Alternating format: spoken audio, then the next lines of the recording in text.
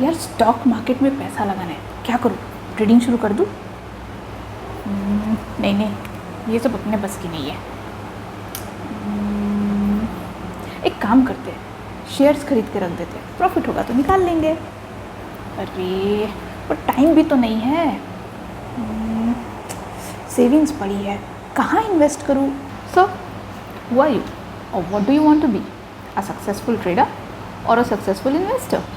आज इसी के बारे में बात करेंगे।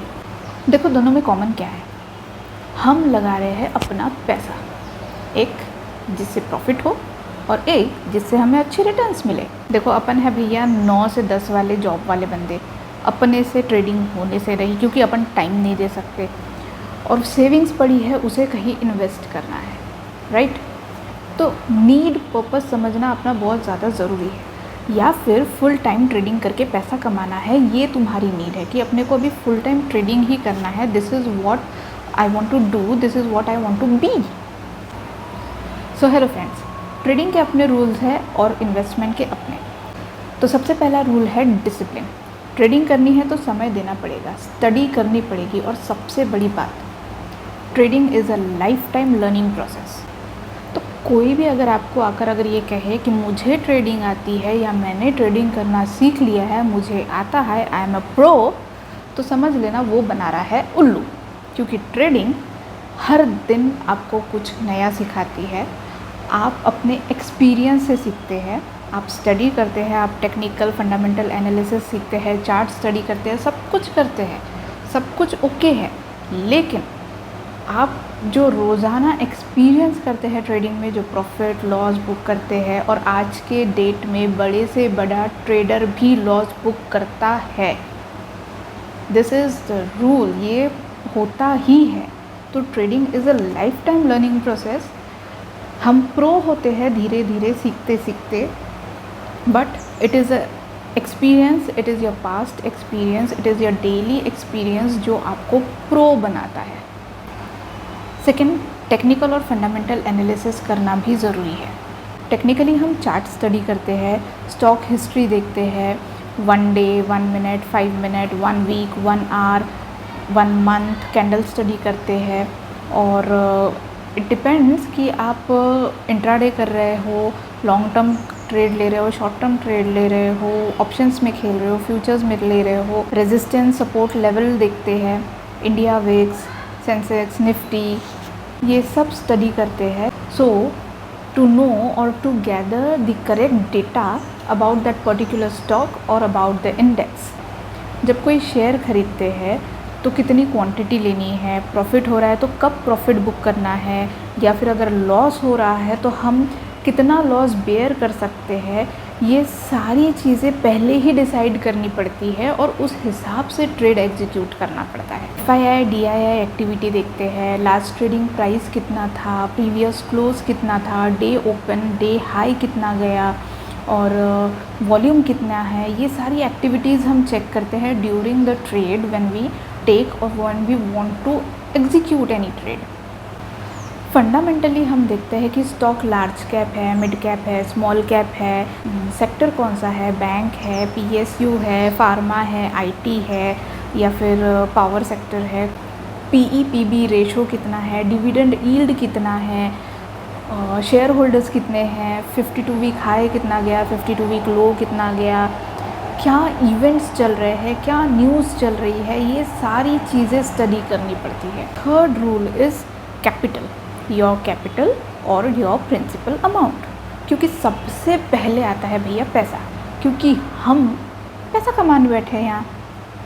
तो कहीं ऐसा ना हो जाए कि पैसा कमाने के बजाय गवा बैठो। जो भी आपका प्रिंसिपल अमाउंट है उसे प्रोटेक्ट करके रखना बहुत ज़रूरी है। सो हियर डिसाइड कर लो कि एक दिन में, या जितना भी पैसा तुम किसी एक शेयर में लगा रहे हो, या फिर जितना भी तुम्हारा कैपिटल है उसका 2% या 3%, इससे ज़्यादा का लॉस नहीं होने देंगे। तो एक छोटा एग्जांपल लेते हैं। मान लो तुमने कोई शेयर खरीद लिया 10,000 रुपये में, ठीक है। अब पे तुमको लॉस होने लगा है।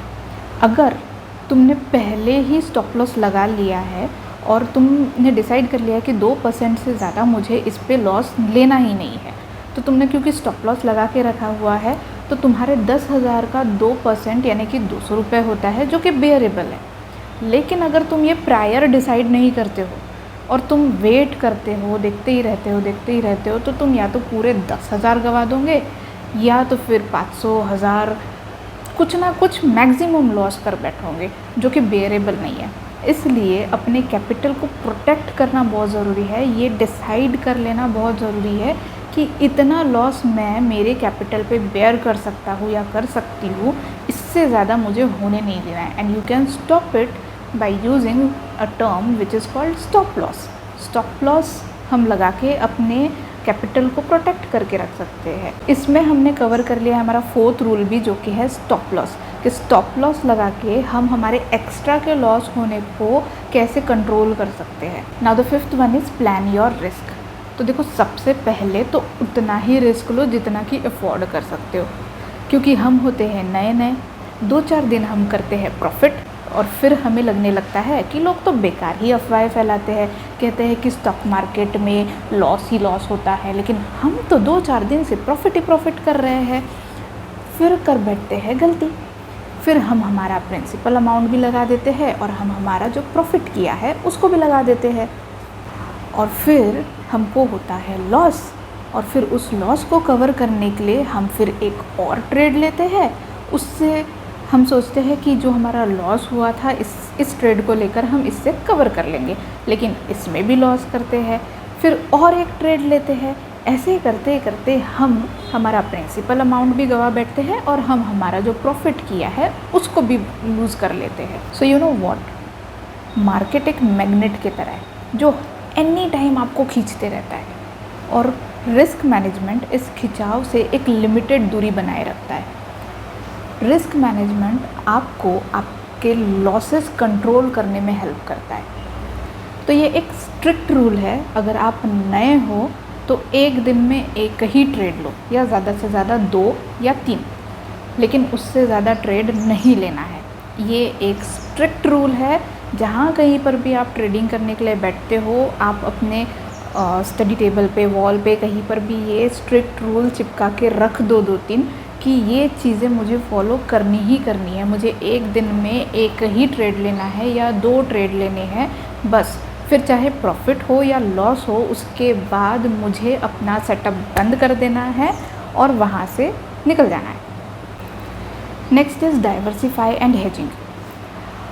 एक बहुत बड़ी बात कही है, that never put all your eggs into one basket. इसका सिंपल सा मतलब है कि एक टोकरी में अपने सारे अंडे मत रखो। मान लो टोकरी गिर गई तो सारे अंडे टूट जाएंगे। सो ट्रेडिंग से इसका सिंपल रिलेशन ये है कि मान लो एक शेयर में आपने अपना पूरा पैसा लगा दिया, ठीक है, अब इसमें हो रहा है लॉस, तो जितना भी लॉस होगा वो तो होगा ही होगा। लेकिन अगर आप 2-3 अलग अलग स्टॉक्स खरीदते हैं तो होगा ये कि अगर मान लो कोई एक स्टॉक में आपको लॉस हो रहा है या दो में लॉस हो रहा है मान लो, और बाकी के 2 या 3 आपको प्रॉफिट दे रहे हैं, तो सम हाउ ये जो लॉस हो रहा है वो इस प्रॉफिट से कवर हो सकता है। या फिर at least no loss no profit, ये स्ट्रैटेजी अप्लाई कर लो कि ना तो कमाया ना तो गवाया, कम से कम टोटल लॉस होने से तो बच जाएंगे। Okay, next is follow the trend. Market positive है, आप नेगेटिव जा रहे हो। फॉर एग्ज़ाम्पल, मान लो आपने कोई स्टॉक खरीद लिया है और अब उसमें प्रॉफिट बुकिंग शुरू हो गई है, तो अपना तो लॉस हो गया। तो इसलिए सही समय पर सही प्राइस लेवल पर ख़रीदने के साथ साथ ट्रेंड को फॉलो करना भी बहुत ज़रूरी है। सो इसी के साथ हमारा अगला रूल है एग्जिट स्ट्रेटजी। जितना ज़रूरी ट्रेंड को फॉलो करना है, उतना ही ज़रूरी सही समय पर एग्ज़िट लेना भी है। मान लो आपने कोई शेयर खरीद के रखा हुआ है और इस वक्त उसमें आपको अच्छा खासा प्रॉफिट हो रहा है, लेकिन अगर सेलिंग के समय आप ये सोचकर बैठोगे कि वेट करते हैं बढ़ जाएगा, बट क्योंकि अभी प्रॉफिट बुकिंग चालू हो रही है तो आपको लॉस ही होगा या फिर आपको कम प्रॉफिट होगा। हाँ, लेकिन अगर आप लॉन्ग टर्म या इन्वेस्टमेंट के हिसाब से ख़रीदे हुए हैं तो क्योंकि इस मैटर में अपना जो टेन्योर है वो 5 इयर्स, 10 इयर्स, 20 इयर्स का होता है, तो यहाँ ज़्यादा फ़र्क नहीं पड़ता है। लेकिन अगर जब बात कमाने की है, तो अगर सही समय पर एग्ज़िट नहीं किया, तो अगर प्रॉफिट हो रहा है तो आपको या तो कम प्रॉफिट होगा या फिर लॉस होगा। और अगर इंट्राडे की बात करें तो एक दिन में किसी एक ट्रेड को अगर आप लेते हैं तो उसमें 3% का प्रॉफिट बहुत है। ज़्यादा लालच नहीं करना है, अगर आप नए नए हैं तो 3% प्रॉफिट बहुत है। तो दिन का अगर आप 1 या 2 या 3 ट्रेड भी लेते हैं तो ये प्रायर ही डिसाइड कर लेना है ट्रेड लेने से पहले, ट्रेड लेते समय, कि इतना प्रॉफिट अगर मुझे इस एक ट्रेड में हो रहा है तो मैंने एग्ज़िट कर लेना है, या फिर अगर इतना लॉस मैं बेयर कर सकता हूँ, इतना परसेंटेज लॉस मैं बेयर कर सकता हूँ या कर सकती हूँ, तो फिर मुझे एग्ज़िट कर लेना है। तो प्रॉफिट हो या लॉस, सही समय पर एग्ज़िट करना बहुत ज़रूरी है। Even more tip I want to give, जो भी आपका प्रॉफिट है, 100 रुपये होता है, 200 रुपये होता है, 500 होता है, 1000 होता है, कितना भी होता है, वो प्रॉफिट अपने प्रिंसिपल अमाउंट से निकाल दो। क्योंकि होगा ये, प्रिंसिपल अमाउंट में तुम अपना प्रॉफिट ऐड करके नेक्स्ट डे फिर से ट्रेड लोगे, 2-3 दिन भले आपको कंटिन्यूसली प्रॉफिट हो रहा है, लेकिन चौथे या 5वें दिन अगर आप लॉस कर रहे हो तो वो लॉस आपके प्रॉफिट में से भी जाएगा और आपके प्रिंसिपल अमाउंट में से भी जा सकता है। तो अल्टीमेटली जो आपने कमाया वो भी गवा बैठोगे। तो बेटर है कि जो प्रॉफिट है उसको निकाल दो, ये मेरा प्रिंसिपल अमाउंट है, इतने ही अमाउंट के साथ मुझे ट्रेड करना है। ये कर सकते हैं कि बाय द टाइम कुछ समय बाद उस प्रिंसिपल अमाउंट को हम बढ़ा सकते हैं, लेकिन प्रिंसिपल अमाउंट में कभी भी अपना प्रॉफिट ऐड ऑन करके फिर ट्रेड नहीं लेना है। अदरवाइज़ जो आप कमाते हो वो भी लॉस में जाने के फुल चांसेस है। सो इट्स बेटर कि प्रॉफिट अलग रखो, प्रिंसिपल अमाउंट अलग रखो। सो जल्दी से रैप अप करते हैं। फर्स्ट रूल, कैपिटल को प्रोटेक्ट करके रखना है। सेकंड, प्रिंसिपल अमाउंट और प्रॉफिट को अलग अलग करेंगे।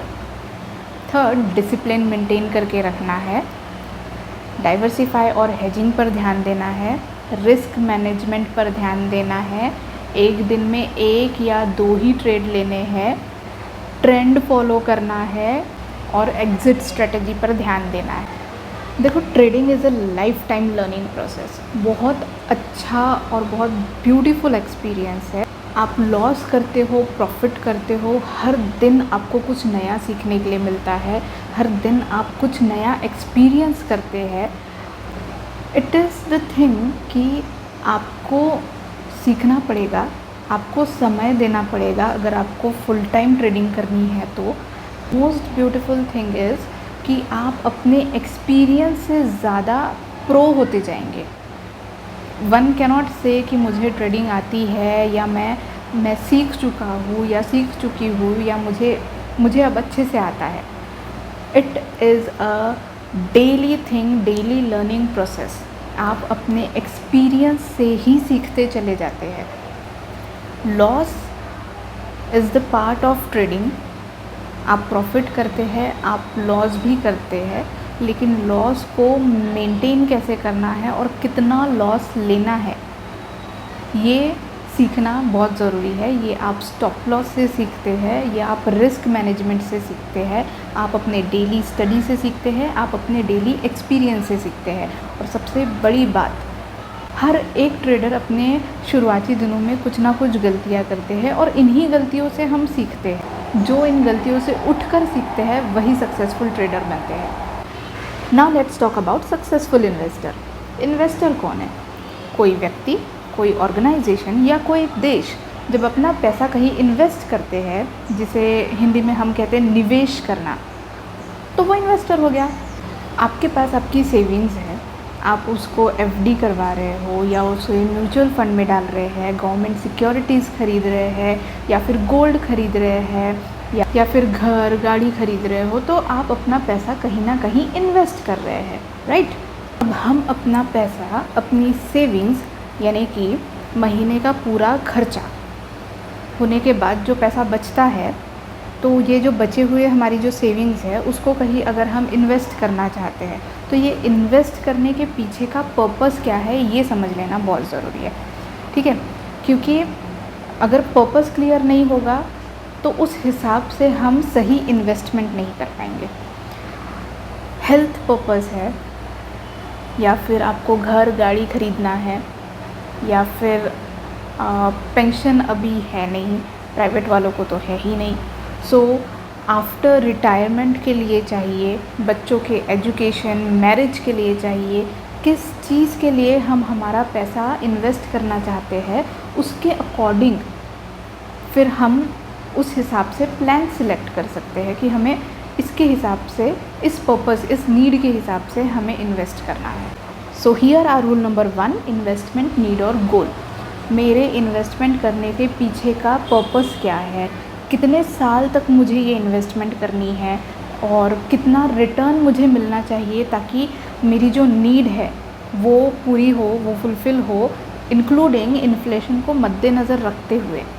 Rule number 2, high risk is equals to high return. Yes, सही सुना आपने, जितना ज़्यादा रिस्क उतना ज़्यादा रिटर्न। जितना ज़्यादा रिस्क आप इन्वेस्टमेंट करते समय ले सकते हैं उतना ही ज़्यादा आपको रिटर्न मिलने के चांसेस है। लो रिस्क लो रिटर्न, सिंपल एग्जांपल है FD, right. FD low risk या ज़ीरो रिस्क बोलो, लेकिन उसमें रिटर्न भी कम ही है। और अगर इसी के कंपैरिजन में आप अगर डायरेक्ट शेयर्स परचेज़ करते हैं या फिर म्यूचुअल फंड में इन्वेस्ट करते हैं तो क्योंकि रिस्क थोड़ा सा बढ़ जाता है बट आपको रिटर्न्स भी अच्छे ही मिलते हैं। एंड समवेयर क्योंकि हमारा जो इन्वेस्टमेंट का टेन्योर होता है वो भी ज़्यादा होता है, 5 साल 10 साल 20 साल का होता है, तो अल्टीमेटली जो रिटर्न्स है वो भी अच्छे खासे ही मिलते हैं। एटलीस्ट एफडी से तो कई गुना ज़्यादा अच्छे रिटर्न्स मिलते हैं। Rule number 3, diversify. Yes, like trading, here also diversification is very important. Never put all your eggs in one basket. Again, there are so many options: stock market, mutual fund, ETFs, bonds, commodity, real estate, FD, gold, बहुत सारे options है। और अगर आप अपना पैसा अलग अलग एसेट में लगाते हैं तो उसका एक फ़ायदा ये है कि अगर कोई एक जगह परफॉर्मेंस अच्छी नहीं आ रही है तो बाकी जो इन्वेस्टमेंट है वो इस चीज़ को कवर अप करके दे सकते हैं, या किसी एक जगह में आपका पैसा अटक के नहीं रह जाता। 4th rule is long term. Investment कभी शॉर्ट टर्म नहीं होती। इन्वेस्टमेंट करने का हमारा पर्पस ही यही होता है कि हमें एक अल्टीमेट टाइम पीरियड के लिए वो पैसा कहीं जमा करना है। शॉर्ट टर्म के लिए 1-2 साल के लिए आपको कुछ नहीं मिलने वाला। आप बोलोगे 1 साल के लिए इन्वेस्ट करते हैं, नहीं, लॉन्ग टर्म व्यू लेकर चलना बहुत ज़रूरी है और तभी आपको अच्छे रिटर्न मिलेंगे। 1-2 साल में कुछ नहीं होगा, मिनिमम 5 इयर्स देना ही देना है, minimum to minimum 5 years. So investment करते समय लॉन्ग टर्म व्यू रखना बहुत ज़रूरी है, क्योंकि अगर हमारा पर्पस भी कुछ उसी तरीके का होता है, रिटायरमेंट प्लान्स होते हैं, तो रिटायरमेंट कुछ 1-2 साल में तो होती नहीं है, 5 साल 10 साल 20 साल 30 साल। Health issues after an age 50+ के जब हम हो जाते हैं तब हेल्थ इश्यूज़ होती है, तो उसके लिए हमको कुछ इन्वेस्ट करके रखना चाहिए, उसके लिए हमको कुछ प्लान्स खरीद के रखने चाहिए। प्लस अगर बच्चों का एजुकेशन है, शादी है, तो जब तक के वो 20 25 30 साल के नहीं होते तब तक के शादी नहीं होती है। तो जो टेन्योर होता है, जो व्यू है इन्वेस्टमेंट का, वो कभी भी लॉन्ग टर्म होना चाहिए। Short term is no for investment. Next rule is review. Invest कर दिया, पैसे डाल दिए और भूल गए, नहीं, ऐसा नहीं करना है। 6 महीने में या साल भर में, 1 साल में 1 बार या 2 बार तो भी अपने इन्वेस्टेड अमाउंट को रिव्यू करो, रीअसेस करो कि परफॉर्मेंस कैसा चल रहा है। अगर अच्छा परफॉर्म नहीं कर रहा है वो प्लान तो कहीं और स्विच कर सकते हैं, किसी और प्लान में हम उसको अपग्रेड कर सकते हैं, सो दैट कि एक एक्सपेक्टेशन होती है, एक हमारा नीड और पर्पस होता है उसको इन्वेस्ट करने का, उस पैसे को इन्वेस्ट करने का। अगर अल्टीमेटली आप पैसा डाल के भूल गए, आपने देखा ही नहीं कि परफॉर्मेंस अच्छी आ रही है या नहीं आ रही है, और फिर आप 5 साल बाद 10 साल बाद उस पैसे को निकालने जाओगे और आप बोलोगे कि यार जितना मैंने सोचा था उतना तो रिटर्न आया ही नहीं, देन व्हाट। तो रिव्यू जब हम करते हैं तो एक चीज़ क्लियर होती है कि ये प्लान में फ़िलहाल अभी मुझे उतना रिटर्न नहीं मिल रहा है, तो लेट मी स्विच टू। और आप खुद भी रीअसेस कर सकते हैं या अपने फाइनेंशियल एडवाइज़र की सलाह भी ले सकते हैं। Rule number 6, 70-20-10 rule. Okay, there is this 70-20-10 rule. इसको मैं थोड़ा सा और एक्सटेंड करके बताती हूँ। अगर आप एक एग्रेसिव इन्वेस्टर है या फिर अगर आप थोड़ा सा रिस्क लेना चाहते हैं तो अपने सेविंग्स का 70% इक्विटी में डालो, 10% डेट में डालो, 10% गोल्ड में डालो और 10% कैश इक्विवेलेंट्स रखो। और अगर आपको बहुत ज़्यादा रिस्क नहीं लेना है तो 60% इक्विटी में डालो, 20% डेट में डालो, 10% गोल्ड में डालो और 10% कैश इक्विवेलेंट्स रखो। फॉर अ सक्सेसफुल इन्वेस्टर ये एक सबसे बड़ा और सबसे इम्पॉर्टेंट रूल है। Start investing as early as possible. Yes, इस वक्त बहुत सारे लोगों को ना ये फीलिंग आई होगी कि काश हमने पहले इन्वेस्ट कर दिया होता तो अभी बहुत अच्छे रिटर्न्स मिल गए होते यार, काश थोड़ा सा और पहले से इन्वेस्ट कर लिया होता, है ना। आपने भी ऐसा सोचा होगा ना कि काश पहले से इन्वेस्ट कर लिया होता, पर तब नॉलेज ही नहीं था। फॉर मी एटलीस्ट 20 साल की उम्र से इन्वेस्ट करना शुरू कर दो। देखो, पहले पेंशन्स हुआ करती थी, अब नहीं है। अब आफ्टर रिटायरमेंट बुढ़ापे में हमारे पास कुछ अपनी जमा पूंजी होना ज़रूरी है। एंड जो भी ये वीडियो देख रहे हैं, हम सबको फाइनेंशियल नॉलेज होना ज़रूरी है। इवन हमको हमारे बच्चों को काफ़ी कम उम्र से फाइनेंशियल नॉलेज देना ज़रूरी है। उन्हें फाइनेंशियल नॉलेज होने का, इन सारी चीज़ों का महत्व समझाना बहुत ज़रूरी है।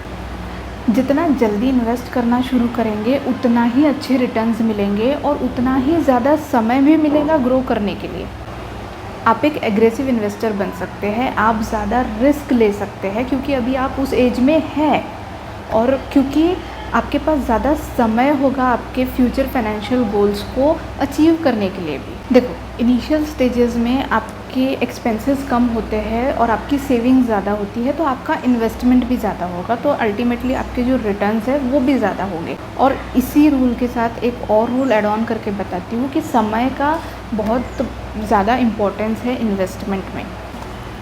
फॉर एग्ज़ाम्पल, आप कोई कॉलेज गोइंग स्टूडेंट है और क्योंकि हमको पॉकेट मनी भी मिलती है तो अगर मंथली आप 500 रुपये से भी अपनी SIP स्टार्ट करते हैं, यानी हर महीने अगर आप अपने पॉकेट मनी से 500 रुपये सेव करते हैं और अगर उससे आप अपनी म्यूचुअल फंड स्टार्ट कर देते हैं, SIP स्टार्ट कर देते हैं, तो आप बहुत अर्ली स्टेज पे एक इन्वेस्टमेंट की शुरुआत कर रहे हैं।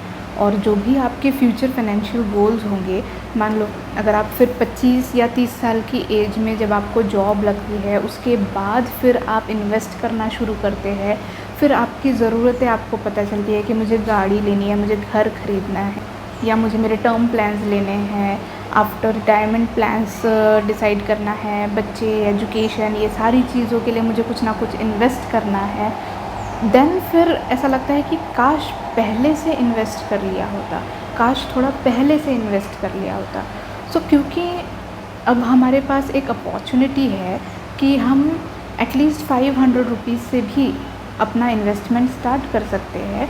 तो even if you are at the college going stage या अगर आपके पास है उतना pocket money, then start to invest, because in future ये जब आपको अच्छे रिटर्न्स देगा और फिर जब आप अपनी खुद की सैलरी से इन्वेस्ट करने लगेंगे तब तक के आपके वहाँ पे कुछ अमाउंट होगा ऑलरेडी जो कि आपको रिटर्न अच्छे खासे दे रहा होगा।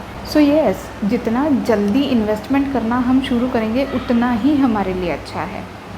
जल्दी से रैप अप करते हैं। सबसे पहला रूल है, नो योर नीड्स और goals before investing, diversify your amount and high risk is equals to high return. Long term view रखना बहुत ज़रूरी है। अपने इन्वेस्टमेंट को रिव्यू करना ज़रूरी है। देयर इज़ 70-20-10 रूल, जिसको मैंने थोड़ा सा और एक्सटेंड करके बताया है। The very important rule, start investing as early as possible and time. So ये वो गोल्डन रूल्स हैं आपके सक्सेसफुल इन्वेस्टर होने के लिए और आपके सक्सेसफुल ट्रेडर बनने के लिए। ये बेस है और अगर नींव मजबूत हो तो घर कोई नहीं ला सकता। सो नाउ अगर आपको फुल टाइम ट्रेडिंग करनी है तो दीज आर दी रूल्स। और अगर आप 9 to 5 जॉब वाले हैं, आपके पास समय नहीं है, तो ट्रेडिंग में जंप मत करिए। येस, लेकिन आप एज एन इन्वेस्टमेंट पर्पस आप शेयर्स खरीद के रख सकते हैं लॉन्ग टर्म के लिए। सो आई होप आपको क्लियर हो गया होगा कि आपको ट्रेडिंग करनी है या आपको इन्वेस्टमेंट करना है।